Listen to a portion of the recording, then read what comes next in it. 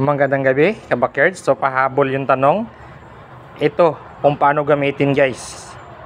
So, 1 ml good for 10 kilos. Kung wala pang, halimbawa, nasa 900 grams lang. So, 0.9. Halimbawa, nasa 5 kilos lang. 0.5.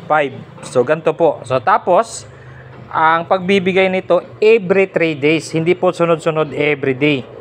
So kapag medication, sa inahin kasi pag bagong panganak, nag-i-inject ako nito once lang. Tapos Shashina yung ginagamit ko.